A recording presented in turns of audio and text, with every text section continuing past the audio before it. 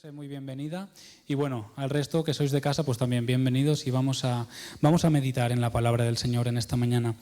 Vamos a comenzar orando. Señor, queremos que nos enseñes, queremos que nos instruyas, queremos, Señor, que modifiques nuestro carácter, Señor, que lo moldees, que lo hagas más como el tuyo, Señor. Que cambies nuestros valores por los valores de tu reino, Señor. Que transformes nuestra mente, Señor, para que sea más como la tuya cada vez. Y por eso en esta mañana queremos pedirte que sea tu palabra la que nos transforme, Señor. Que sea tu palabra la que llegue a nuestros corazones y produzca, Señor, el cambio, la transformación. Señor, no queremos quedarnos como estamos. Sabemos que necesitamos ser cambiados, perfeccionados, santificados por ti, Señor. Así que te pedimos que en esta mañana tu palabra nos transforme. Pon en nosotros oídos y corazón atento y dispuesto a ser transformado por ti. Te lo pedimos en el nombre de Jesús. Amén. Muy bien. En esta mañana quiero comenzar con una pregunta para vosotros. ¿En base o alrededor de qué organizas tu vida? ¿En base o alrededor de qué estás organizando tu vida? Todo el mundo trata de organizar su vida con un propósito. Toda persona tiene en su mente alcanzar un estado, y en base a ese deseo trata de organizar su vida. Por ejemplo, el estado que alguien puede querer alcanzar puede ser este. Quiero vivir bien, tener una vida acomodada, llegar a final de mes tranquilamente y darme algún que otro capricho. Por lo tanto, comienzo a construir mi vida alrededor de este deseo, de esta vida que me gustaría alcanzar. Busco un trabajo que le provea de los recursos. Esta persona buscará un trabajo que le provea de los recursos económicos necesarios para poder alcanzar esa meta. Buscará tal vez una vivienda que le ofrezca también pues, la posibilidad de sentirse bien, cómodo, ¿no? Y organiza su agenda de modo que tenga tiempo para trabajar, para cuidar del hogar, de la familia, para disfrutar de tiempo de ocio. Utiliza su dinero para cubrir gastos básicos o lo que esa persona considere básicos, porque seguramente para ti y para mí los gastos básicos no son los mismos. Puede variar de una persona a otra, de una familia a otra. Y también utiliza sus recursos según la medida de sus posibilidades, como decíamos, en ocio, sea ir a tomar algo, salir de vacaciones o cualquiera que sea su hobby o lo que le guste hacer. Y si tiene hijos, en el mejor de los casos, pues priorizará el bienestar de sus hijos incluso al suyo propio, ¿no? Y gastará tiempo y dinero en que sus hijos estén bien, que puedan desarrollarse, que tengan sus necesidades cubiertas, alimento, ropa, formación, ocio, todo lo que necesiten. Y en este caso, pues tal vez esté organizando su vida ya un poco más alrededor de sus hijos, ¿no? Cada uno de vosotros y yo también seguramente habrá pensado alguna vez en la vida que quiere tener, en la vida que quiero llevar, ¿no? A mí me gustaría vivir de esta forma. Algunos tal vez ya hayáis alcanzado esa vida que deseabais. Tal vez digas, bueno, pues yo he conseguido un poco lo que quería. Otros tal vez estemos en proceso de alcanzar esa meta que nos ponemos, ¿no? Pero sea como sea, tu vida está organizada o la estás intentando organizar alrededor de ese deseo, de ese estado al que quieres llegar. El modo de vida que tú anhelas tener,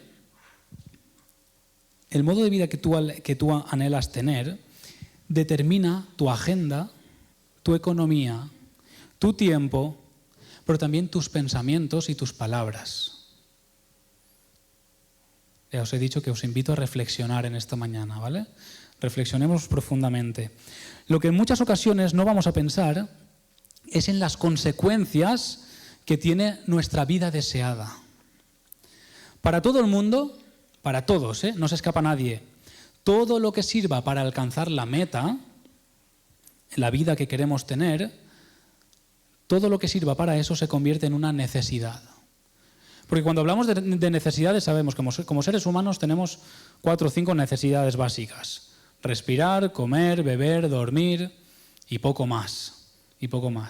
Pero por la vida que queremos tener se nos generan otra clase de necesidades, ¿no? Por ejemplo, tú puedes decir, yo necesito, y eso es muy relativo, ¿no? Entonces la necesidad, necesito X cantidad de dinero al mes Pues, por ejemplo, para pagar el alquiler o la hipoteca, el préstamo del coche, el combustible, la ropa, alimento, peluquería, el gimnasio, internet, Netflix, Disney Plus, ahorrar para ir de vacaciones, la reparación del coche, de electrodomésticos, etcétera, etcétera, etcétera. Y hablamos de eso como necesidad, ¿no? Necesito tener esto cubierto, necesito tener un colchón de dinero ahorrado por si algo de esto me falla, ¿no? Os fijáis, hablamos de necesidad. El estilo de vida que elegimos nos condiciona a tener unas necesidades específicas. Y tenemos que ser conscientes de que cuando hemos decidido tener un estilo de vida en particular, nos volvemos, que se me entienda lo que voy a decir, nos volvemos esclavos de ese estilo de vida, de ese modo de vida, sea el que sea, ¿eh? Porque todo modo de vida nos va a generar unas necesidades específicas. Voy a poner un ejemplo muy simple. Hay gente que decide tener coche, hay gente que decide no tener coche. Aquí varios de vosotros no tenéis coche porque decís que, pues, para mí no me hace falta, es más fácil usar el transporte público. Hay gente que dice, yo prefiero tener coche, tal vez me facilita el día, me da libertad para no depender tanto del transporte público. Bueno, cada uno a su manera, ¿no? Pero el que tiene coche, el que quiere esa comodidad que le puede ofrecer el coche o esa libertad o autonomía, no se escapa de que tenga que pagar el impuesto de circulación, el mantenimiento del coche, el cambio de ruedas, las revisiones, las averías, todo esto. Y seguro que me dejo muchas cosas, ¿no? Tener coche nos ha creado unas necesidades que deben ser cubiertas. ¿Me entendéis por dónde voy? Aún no habéis llegado a saber a dónde quiero ir a parar, pero bueno, espero que hasta aquí me vayáis entendiendo. Así ocurre con cualquier cosa que sirva para tener o alcanzar el modo de vida, la forma de vida que queremos tener. Seguramente te estás preguntando por qué el pastor está hablando esta mañana de esto, ¿no? ¿Qué tiene esto que ver con Juan, con el Evangelio de Juan? Ahora vas a entender que tiene mucho que ver porque hoy vamos a reflexionar en el estilo de vida de Jesús, en el modo de vida que Jesús decidió llevar y las necesidades que lo convertían en esclavo de ese estilo de vida, de su forma de vida. A modo de recordatorio, en nuestra última predicación de la serie estuvimos hablando, ¿alguien se acuerda? De la mujer samaritana, muy bien. Jesús quería ir vamos a recordarlo rápidamente. Jesús quería ir con sus discípulos a Galilea. ¿Os acordáis que os puse el mapa? Que teníamos abajo Judea, Samaria y Galilea, ¿vale? Judea, Samaria y Galilea. Ellos estaban en Judea, querían ir a Galilea. En medio está Samaria, ¿vale? Jesús quería ir con sus discípulos a Galilea, pero antes de llegar a Galilea quiso pasar por Samaria para tener un encuentro con la mujer samaritana en el pozo de Jacob. Y vimos cómo Jesús la guió, a la mujer, la guió a través de una conversación desde el total desconocimiento de quién era él hasta poco a poco abrirle los ojos y hacerle ver que el que tenía delante era el Mesías y que por lo tanto él era el agua viva que ella necesitaba. Y vimos también cuál fue la reacción de esta mujer. ¿Qué hizo esta mujer cuando Jesús le dijo, yo soy el Mesías, el que habla contigo? Se fue corriendo a decírselo a los samaritanos, a sus vecinos, a todo el mundo. Se fue corriendo, convirtiéndose así en la primera evangelista del pueblo samaritano. Evangelista aún antes que los propios discípulos de Jesús. ¿Y el resultado cuál fue? Que muchos samaritanos llegaron a creer en Jesús por el testimonio de esta mujer. Como recordarás, este relato se encuentra en el capítulo 4 del Evangelio de Juan. Hoy no vamos a avanzar en el texto como solemos hacer. Hoy nos vamos a quedar en este mismo texto. Vamos a seguir meditando en este mismo relato, pero no vamos a hablar de la mujer samaritana. Aunque la historia de la mujer samaritana sea lo que más protagonismo tiene en este pasaje, dentro de este se nos presenta otra escena, con otro mensaje distinto, que a veces puede pasar un poco desapercibido. Antes de que la mujer samaritana llegara al pozo en el que estaba Jesús, los discípulos habían bajado al pueblo a por comida, ¿os acordáis? Jesús y los discípulos llegaron al pozo y dijeron los discípulos, vamos a buscar comida. O Jesús les dijo, id a buscar comida. Y ellos se fueron, Jesús se quedó solo en el pozo porque estaba como cansado. Entonces se sentó en el pozo. Vale. Así que cuando la mujer llegó al pozo, se encontró a solas con Jesús, no había nadie más. Jesús y esta mujer mantuvieron esta conversación a través de la cual Jesús se le da a conocer, se le reveló. Y justo cuando él le dijo las palabras, yo soy el Mesías, que ya estaba acabando la conversación, los discípulos comenzaron a llegar. Vamos a leerlo para refrescar un poco la memoria. Esto está en Juan capítulo 4 y esto ya es versículos del 26 al 28. Jesús declaró, yo soy el que habla contigo. ¿Vale? Yo soy el Mesías, le dice a la mujer. En esto llegaron sus discípulos y se asombraron de que hablara con una mujer. Sin embargo, ninguno le preguntó qué pretendía o de qué hablaba con ella. Por su parte, la mujer dejó allí su cántaro, se fue a la ciudad y ya sabemos, y testificó. Vamos a imaginarnos la escena. Yo ya os digo que esto es muy importante, tratar de visualizar la escena. Los discípulos estaban comprando comida y tenían que volver a buscar a Jesús, que lo habían dejado descansando en el pozo.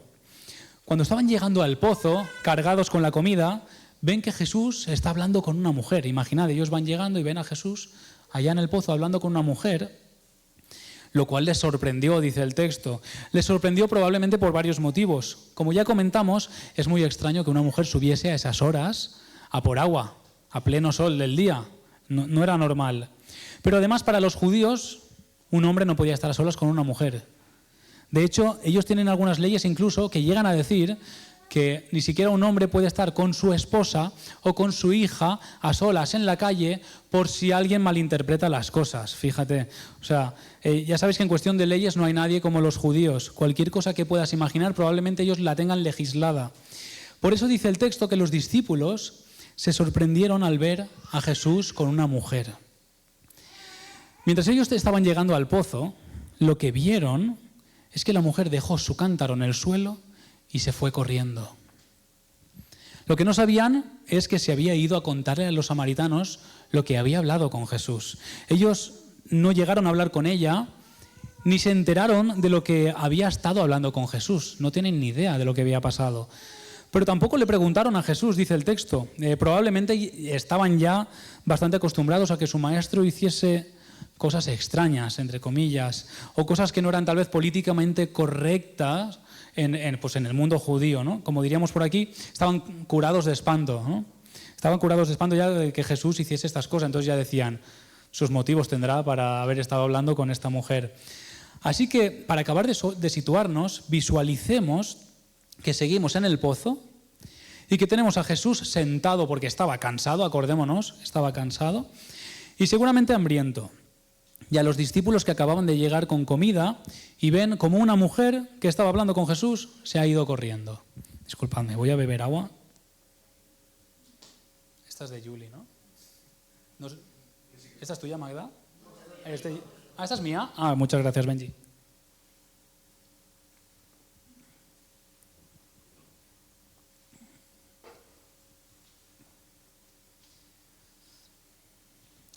Vale, en ese momento, si yo hubiese sido Jesús, cuando llegan mis discípulos, probablemente tan pronto con la mujer se fue corriendo, habría cogido el cántaro lleno de agua y me lo había bebido, como ahora he hecho, ¿no? No ha sido casualidad, o sea, ha sido casualidad, no lo he hecho a propósito lo de beber, pero yo habría hecho eso. Se va la mujer, ha dejado el cántaro y digo, estoy seco, estoy deshidratado, voy a beber. Y además le habría dicho a los discípulos, dadme comida que estoy que me caigo, que me desmayo. E incluso les habría dicho, esto pensaba yo poniéndome en la escena, durante un rato no me habléis, dejadme un poquito tranquilo porque estoy cansado, estoy hambriento, estaba deshidratado y además acabo de tener una conversación bastante intensa y necesito descansar un poco, necesito desconectar un poco. Eso lo habría hecho yo seguramente. Por lo tanto, me sorprende mucho que Jesús haga justo lo contrario. Jesús hizo justo lo contrario. Recuerda que al principio del capítulo Juan dice que Jesús estaba cansado del camino. Si Juan nos dice esto en el relato, no es simplemente por añadir algo de información. No, será importante. Será algo importante. La palabra de Dios es inspirada por Dios. Por lo tanto, lo que está escrito tiene una finalidad específica, una intención específica. Jesús estaba cansado. ¿Por qué? Pues porque probablemente ya llevaba varios días caminando, y caminando bajo el sol, comiendo poco y bebiendo poco seguramente. El asunto es que nadie había obligado, si os acordáis, nadie había obligado a Jesús a pasar por Samaria y a ir a este lugar. ¿Por qué decidió hacerlo? El versículo 4 de este mismo capítulo dice, le era necesario pasar por Samaria. Le era necesario. Ya dijimos, lógicamente sí, o sea, si lo vemos en el mapa, claro, si Judea está al sur y Galilea al norte y en medio Samaria, tiene que atravesar Samaria. Pero ya os contamos que no hacía falta porque ya los judíos habían trazado otro recorrido cruzando el Jordán precisamente para evitar pasar por Samaria, porque ya sabéis que samaritanos y judíos se llevaban exageradamente mal. Sin embargo, Jesús dijo que tenía la necesidad de pasar por Samaria. ¿Por qué tenía esa necesidad? Acordémonos de lo que estábamos hablando al principio. Nuestra forma de vida determina nuestras necesidades. Jesús tenía una necesidad, la necesidad de ir a Samaria. Por lo tanto, fijándonos en las necesidades de Jesús, podremos conocer cuál es el modo de vida que Él había elegido. Y eso es importante para nosotros. Entender esto es fundamental para nosotros si nos consideramos discípulos de Jesús. Teniendo en mente aquel escenario y el pozo, ¿no? Aquel escenario del pozo, vamos a entonces volver a leer. Juan 4, a partir del versículo 31, lo voy a ir poniendo yo aquí. Dice, mientras tanto, o sea, mientras la mujer se iba a hablar con los samaritanos, los discípulos le rogaban, Rabí, come. Como dice el texto, los discípulos no le preguntaron a Jesús nada sobre lo que había estado hablando con esta mujer que acababa de irse corriendo. Simplemente le dijeron, maestro, come, maestro, come. Ellos sabían que Jesús estaba hambriento, aparte de cansado y sediento. Pero por eso le rogaban, dice el texto, le rogaban, le insistían, come, come. Pero fijémonos en la respuesta que les da Jesús. Yo tengo un alimento para comer que vosotros no conocéis. Jesús era experto en muchas cosas, y más si tenemos en cuenta que era Dios, experto en todo, ¿vale?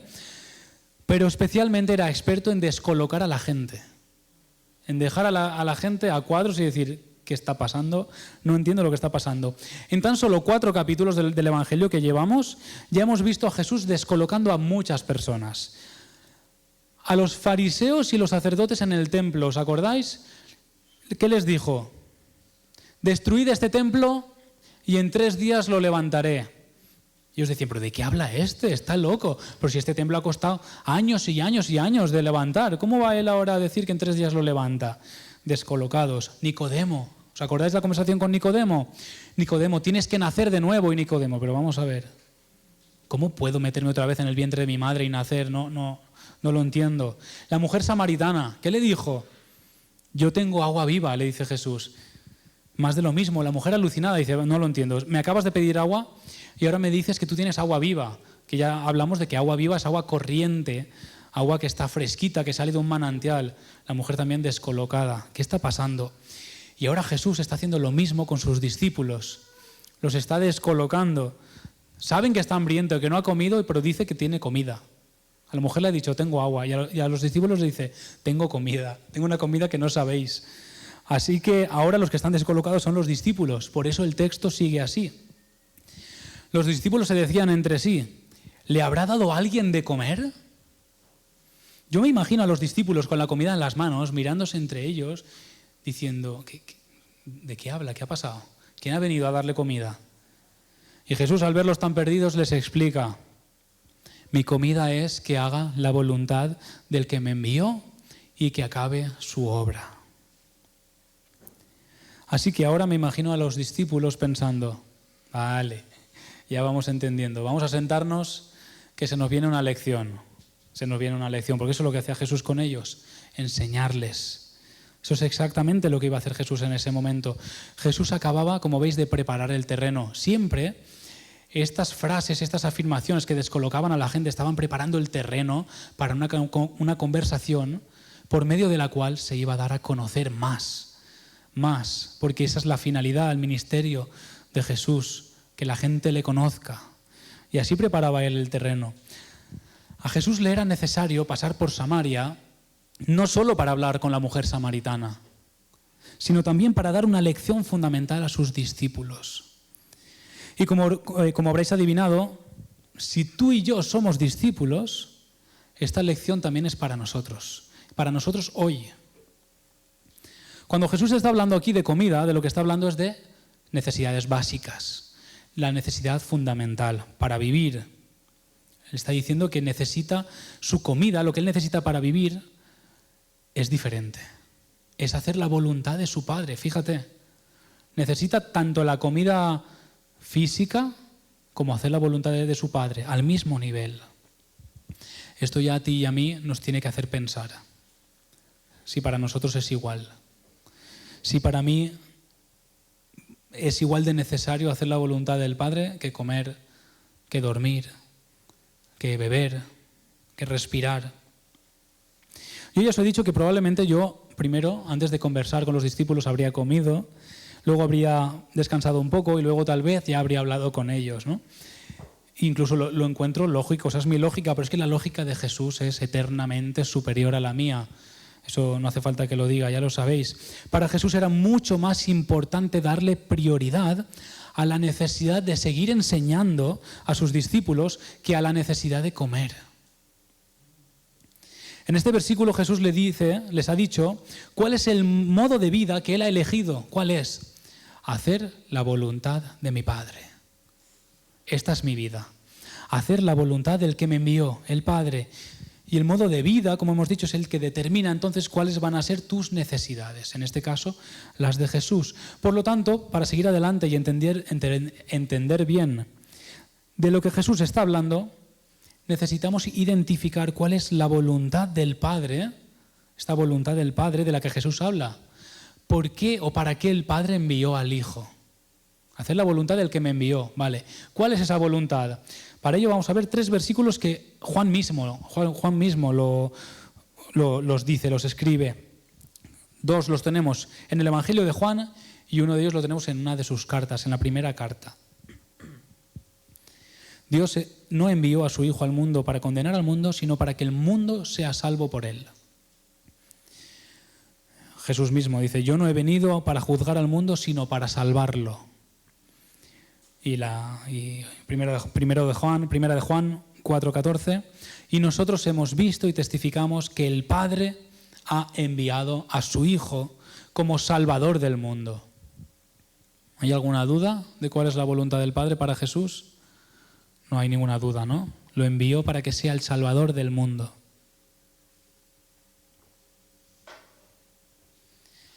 Por lo tanto, todo lo que sirviera para que Jesús alcanzase esta meta se convertía en su necesidad.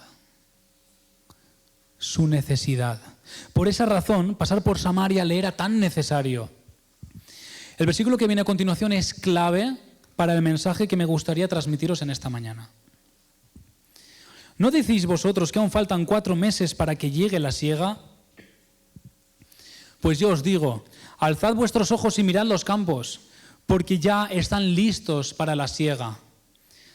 Tal vez habrían estado hablando del campo y de que falta tiempo aún para la recolecta del grano, es posible. Jesús utiliza esta ilustración para mostrarles una realidad espiritual.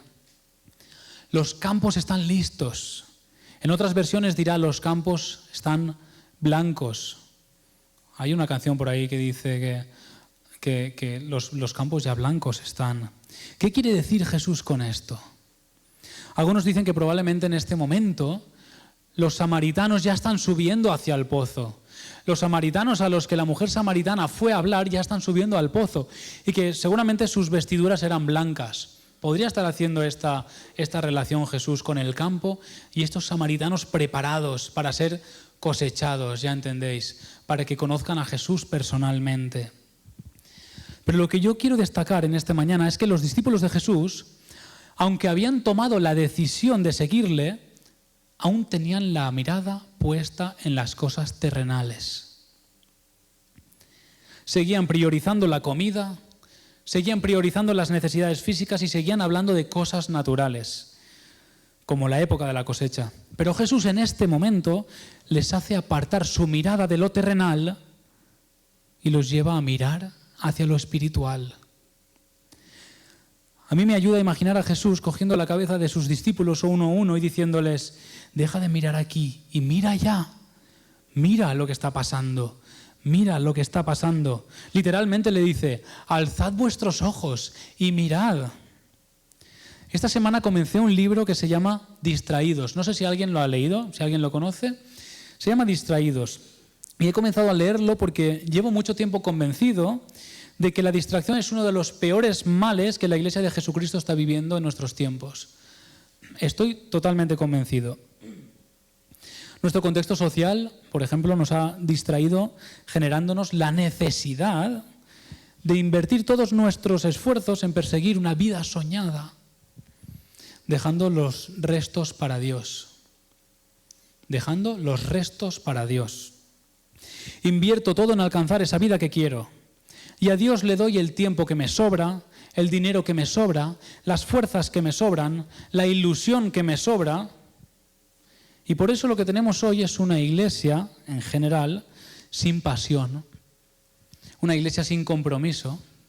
Una iglesia que no ora. Una iglesia que no da. Una iglesia que no hace. Una iglesia distraída.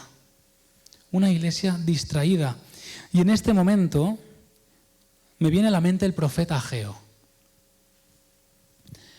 Voy a leeros el capítulo 1 del libro de Ageo, de lo que escribió el profeta Ageo.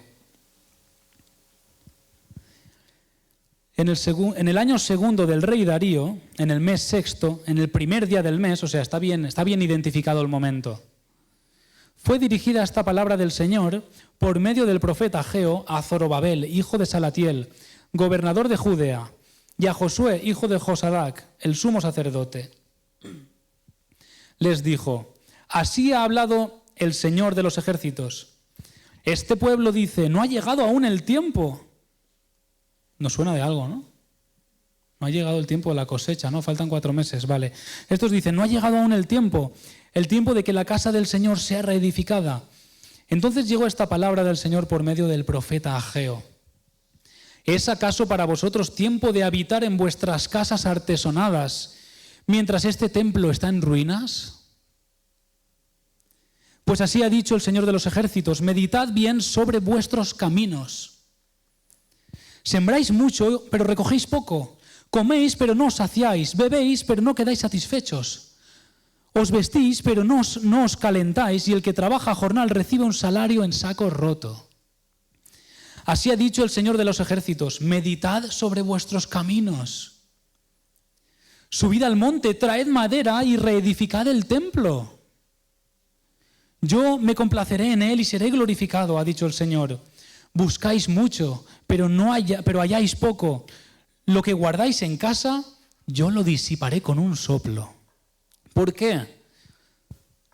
Dice el Señor de los ejércitos, por cuanto mi casa está desierta, mientras cada uno de vosotros corre a su propia casa. Por eso los cielos os han negado la lluvia y la tierra retuvo sus frutos. Y decreté la sequía sobre este país y sobre los montes, sobre el trigo, sobre el vino, sobre el aceite, sobre todo lo que la tierra produce, sobre los hombres y sobre las bestias y sobre todo el trabajo de sus manos. Entonces Zorobabel, hijo de Salatiel, y Josué, hijo de Josadac, el sumo sacerdote, y todo el resto del pueblo oyeron la voz del Señor, su Dios, y las palabras del profeta Ageo, tal como le había encargado Dios el Señor, y temió el pueblo delante del Señor. Entonces Ageo, el enviado del Señor, habló por mandato del Señor al pueblo. Yo estoy con vosotros, dice el Señor. Yo estoy con vosotros. Así despertó el Señor el espíritu de Zorobabel, el gobernador de Judea, el espíritu de Josué, el sumo sacerdote, y el espíritu de todo el resto del pueblo. Ellos fueron y comenzaron a trabajar en la casa del Señor de los ejércitos, su Dios. Y acaba. Era el día 24 del mes sexto del año segundo del rey Darío. Vamos, está anotado en el calendario. El día que Dios dijo esto a su pueblo. Y creo que hoy, estamos hoy a 15 de marzo, creo que necesitamos volver a apuntar esto en nuestro calendario. que el Señor nos está diciendo esto. En los tiempos de la reconstrucción del templo, Nehemías, Esdras y Nehemías, ¿os acordáis? Lo estuvimos hablando hace poco en Café y Biblia. Esto se refiere a aquel tiempo, ¿vale? Los judíos habían vuelto del exilio y tenían que reedificar el templo y las murallas. ¿Pero qué hizo el pueblo? Dijeron, yo voy a usar el tiempo y los recursos para edificar mi propia casa. Y cada uno se fue a edificar su propia casa. Por eso el Señor a través de Ageo les dijo, esto que estáis haciendo no está bien. Vuestra vida, yo no os he liberado para que ahora vayáis cada uno a hacer lo que tengáis que hacer en vuestra casa, a miraros el ombligo, a preocuparos por vosotros mismos y a desarrollar tu vida de ensueño. No. Tú eres mi pueblo y te he liberado para esto. Para que en primer lugar edifiques mi casa y me adores. Jesús a sus discípulos les acaba de enseñar que están distraídos de lo que es realmente importante, la misión que Dios les ha encomendado. A los judíos que estaban edificando sus casas, Dios les dijo, buscáis mucho, pero halláis poco. Lo que guardáis en casa, yo lo disiparé con un soplo. En otras palabras, estáis distraídos persiguiendo una vida que nunca os va a satisfacer. Nunca os va a satisfacer. Y dedicáis vuestra vida a ello y no recogéis lo que esperáis. No se puede. En cambio, Jesús le dice a sus discípulos, el que siega recibe su salario y recoge fruto para vida eterna, para que el que siembra se goce juntamente con el que siega. Jamás en la vida tus éxitos terrenales, personales, tu dinero, tu bienestar, va a hacer que te sientas satisfecho. Eso yo creo que ya lo sabes. Y si no lo sabes, sigue experimentando, sigue buscando y verás como nunca es suficiente. Nunca te llena lo suficiente. Porque lo único que puede satisfacer tu vida completamente es Jesús y hacer su voluntad. No hay ninguna otra cosa. Vivir la misión que Jesús te ha encomendado como su discípulo hoy. Es lo único que te llenará, que llenará tu alma de gozo. Es lo único. Y te hará vivir en la plenitud que Cristo te ha prometido. Por lo tanto, ahora nos toca a nosotros, a ti y a mí, examinarnos y darnos cuenta de que estamos distraídos y de que necesitamos que Jesús levante nuestra cabeza y nos haga mirar hacia donde tenemos que mirar.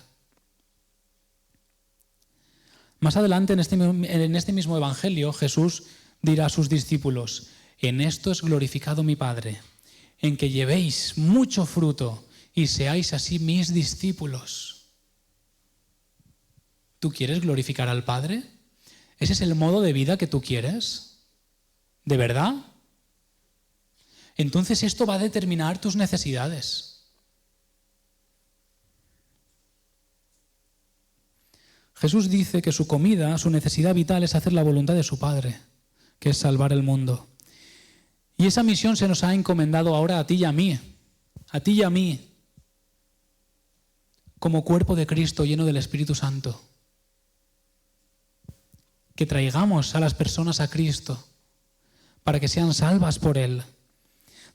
Y tal vez no te guste lo que te voy a decir ahora, pero si eres discípulo de Jesús, tu misión, tu meta en esta vida no es cumplir tus sueños personales.